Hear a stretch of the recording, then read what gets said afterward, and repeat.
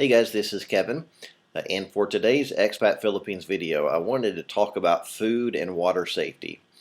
If you grew up in the United States, chances are you just drank water straight out of the tap, and you cannot do that. You cannot drink tap water in the Philippines, generally speaking, because if you do, among other things, you can catch amoeba, which I've had that one time. It is not a pleasant experience. So in terms of water, what you'll have to do is if you have, like if you have your own apartment, you'll just buy a water dispenser, and then you'll have someone come every few days and bring new 10-gallon jugs of water to put back in that thing.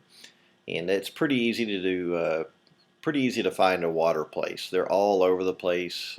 Anywhere that's reasonably populated that has people living there is going to have quite a few places where you can just order water, and they'll bring it to you. So that's not a big deal.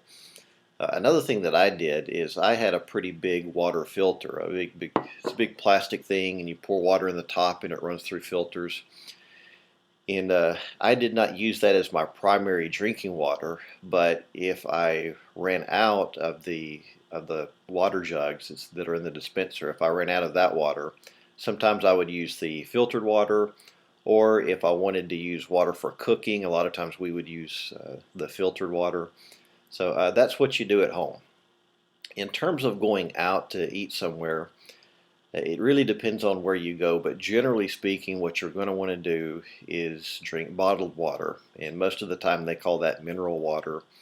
And that's what you can do when you go out to different places. It's widely available, it's easy to find, you can buy it anywhere to drink. It gets a little bit trickier when you get into the subject of ice, because you run into the same problem if you're not careful about the type of ice that you use. If you go to like McDonald's or Jollibee, anywhere like that, there's not going to be any problem with that ice because it's been through some type of filtering process. But what you have to be really careful about is what they call street ice. And as the name implies, that ice has just been sitting out somewhere and they chop it up. And the problem is it has the same issues as tap water. It may be even worse because you don't know if they have sat that big block of ice down on the sidewalk somewhere before they chopped it up. So if you're, like I said, if you go to a major restaurant chain, you don't have to worry about the ice. But you have to be more cautious if you're going to little mom and pop canteens and that kind of thing. And one of the easiest ways to try to look out for this is just look at the ice and see if it looks like it's been through some type of machine. If it's cubed or in some kind of round tubes that are chopped up, then chances are it's going to be okay. But if it looks like somebody's just taken an ice pick and chopped it up, then you're better off leaving that alone. So that's water and ice.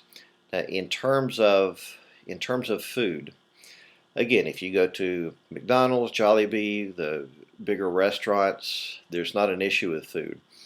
You do have to be a little bit more careful with food that you buy in the mom and pop canteens and street food. I did eat at the little mom and pop canteens all the time, but what I tried to avoid was eating at those places, let's say after 2 and 3 o'clock, or another way to put it is I tried to avoid eating if I could tell the food has maybe had time to sit out for a little while. That's what you want to avoid, because again, there's some health issues that come with that, and you don't know exactly how long that food's been out. You don't know exactly what the health standards may or may not be at that place. So I would encourage you to eat at the little canteens, but just try to go at a time when you think the food's going to be fresher.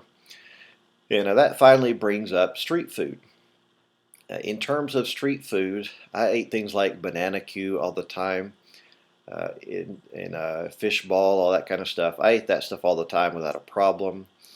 If you're buying, let's say you're buying some chicken that a street vendor's selling, there are a lot of times when all you have to do is ask them to reheat it, and they will not mind doing that. They'll put it back on the grill and they'll reheat it for a few minutes, and that kind of helps make sure that the food is going to be safer. So anyway, those are just a few tips for eating and drinking safely in the Philippines. I hope this helps.